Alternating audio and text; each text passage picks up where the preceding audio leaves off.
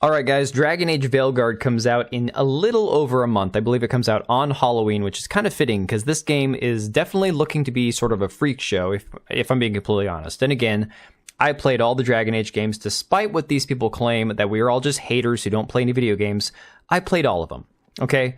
Sure, they had different levels of quality based on which one you were playing. I actually enjoyed all of them. So personally, I didn't have one that was like, oh, this game's dog shit. But, you know, to each their own. That being said, this is a series that they are reviving after 10 years, and they handed it over to a person who, in all honesty, didn't have enough experience, I would say, with the franchise or with knowing what gamers are looking for in a continuation of a Dragon Age series, and instead decided to go with a self-insert attempt at making this game. And of course, we're seeing sites like The Gamer and Kotaku and Eurogamer and all these other left-wing media outlets all saying how amazing their hands-on time with the game was and how it's essentially Game of the Year contender material. Now guys, we all know this. Black Myth Wukong is not winning Game of the Year. Not after the media went after them for so many months. It's just not happening. Same goes for Stellar Blade. These games that genuinely are a lot of fun, and now you can basically write off Space Marine 2 as any sort of contender for Game of the Year. And it doesn't matter. Those of us who actually play video games, we don't care what Game of the Year is. You care what your favorite game is and what you enjoy playing. But again, this is just how the media shills are trying to spin this game. But now we are seeing, it's been confirmed, that the game doesn't just have pronouns, it doesn't just have pansexual characters, it doesn't just have like the cringe-looking Fortnite, I would almost say, looking characters. Very much that weird Tumblr art style that we've seen in a lot of modern games. But now they're going to have an option for top surgery scars. Now, this is beyond asinine, given the fact that this is a fantasy setting, and as many people have already brought up, if you wanted to switch genders or display yourself as a different gender, there would be easier ways you would imagine to do it via sorcery, via witchcraft or potions or spells or whatnot. Or maybe you'd even have a race of beings that could alternate genders at will. I mean, who knows? But again, because of the fact that this person, Corinne Bush, is themselves a transgender person, and because they worked on The Sims, which is a game that we'll get into it again in a minute that had a lot of the same crap crammed into it over the years, this is just the way that things are going. Now, this is even more cringe. There was a video that came out kind of giving a walkthrough of the character customization, and Learning the Law here on Twitter says, breaking Dragon Age the Veilguard character customization features have been revealed. You can call yourself a Lamborghini and choose they, them, non-binary pronouns, but that's not all. Players can now customize female characters' chests and add top surgery scars. Thoughts? Now, again, the person that's doing the customization walkthrough, I know that my screen kind of has them cut off a little bit, but it's just as bad as you'd imagine, so I'm just going to play this. But he, him, she, her, and they, them, and then your gender is man, woman, non-binary. Love that. Love the inclusivity. Top surgery scars are also included in this for all of our trans and non-binary rooks out there. I absolutely was blown away by this. It's beautiful to see the inclusion in the game and to see yourself represented. I don't understand people just talking about scarring their body of their character for representation and inclusion purposes and then describing it as beautiful. I mean, look, scars are a fact of life. Most of us try to avoid getting unnecessary ones if possible. But to actually do this to your body, both in real life and then try to, project it onto your video game character is absolutely asinine, especially given, again, the fact that this is a fantasy setting where this shouldn't even be something you have to worry about. Epic Mike says, imagine designing a fantasy world full of magic and dragons and all manner of imagination, and all you can think about is having scars from top surgery and correct pronouns. What a sad, miserable existence. And that is definitely a very big part of it.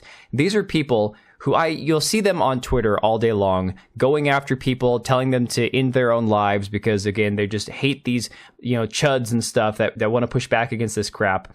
Because for some weird reason, us saying that this is not normal is somehow infringing on their right to live. It's asinine, insane levels of logic. But again, we see things like this right here from Learning the Law again, saying, Dragon Age the Veilguard. Can I cut off my my top? Yes. Can I add cellulite? Yes. Can I add vitiligo? Or I think it's vitiligo. Yes. Can I enlarge my chest and have thin hips to reflect my anatomy as a woman? No, you should be ashamed. That doesn't make any sense. Let's check who the director is. Oh, and this right here is the actual director, Corinne Bush, as he goes by now. The person that came over to Bioware from Maxis, and again, This is a person from their own mouth that says, I probably expected that I'd be working in film after leaving college, but while looking for career prospects, I was fortunate enough to land a contract gig doing environment art on Tiger Woods' franchise. I knew nothing, literally nothing about golf, but I'll tell you from my first taste of being part of a game team, I knew I'd never do anything else. I absolutely fell in love with game design. Following his time on the links, Corinne moved over to Maxis, the Sims franchise, to work as a systems designer. She, but again, he, remained at Maxis for almost a decade, but when the opportunity to move over to Bioware arose, he jumped at the chance. It's always been one of those dream destinations for me. I just adore RPGs that prioritize choice and offer the kinds of relationships that tug at your heartstrings. Okay, fast forward. Then we saw this from Sims a year ago in one of their updates where they decided to take these horrific-looking characters that look like drag queens and non-binaries and mixed-race people and make them, again, have top surgery scars and whatnot. And this is just, once again, chest binders. More of this weird push for these people to see themselves in video games. And I'm not even going to say this is being pushed onto children, because a lot of times we will talk about how this stuff is being projected onto kids.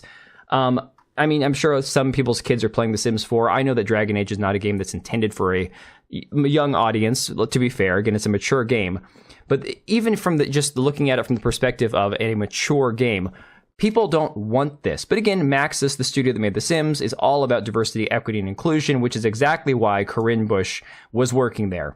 Grum's pointing out, you can have a bulge, but you can't have a butt slider in Dragon Age Veilguard. The double standard is real. And again, you can see right here with the max glute size set at 100%, this character has absolutely no ass. So once again, you can have top surgery to remove your character's breasts, but you cannot have any sort of curves.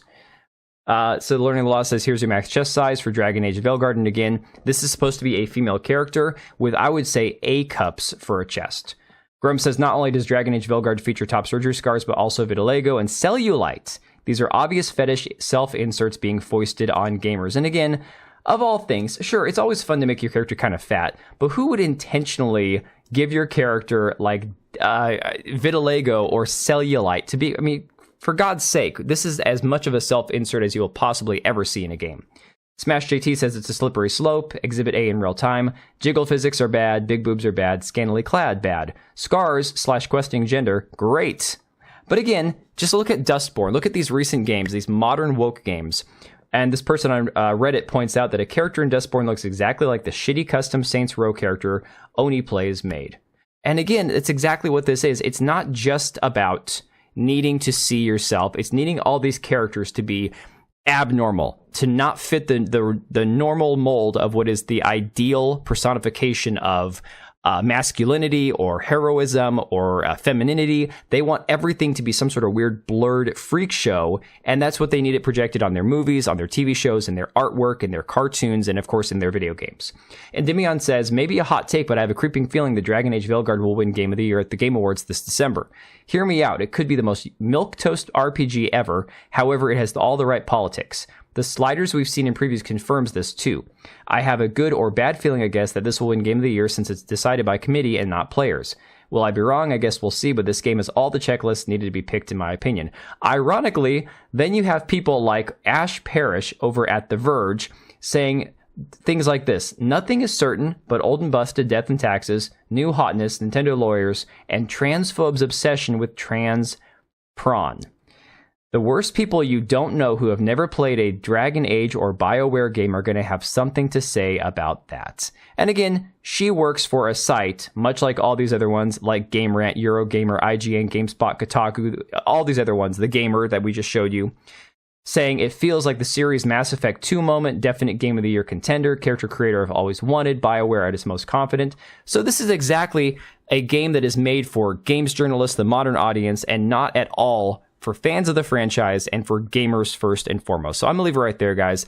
This is absolutely unhinged lunatic behavior by BioWare, by putting this person in charge of this game, by allowing them to do this self-insert bullshit, and it's going to get them exactly where you imagine it will. This game is going to flop hard, and I just can't wait to see what happens. Anyways, let me know what you think about all this, and I will catch you on the next one. All right, and if you made it this far, thank you so much for watching the video. Thank you for being here. I do have two channels, Minimal Effort Podcast, as well as my gaming channel. I do have a Twitch and Kick for my gaming channel. We do live streams over there occasionally, maybe once a week.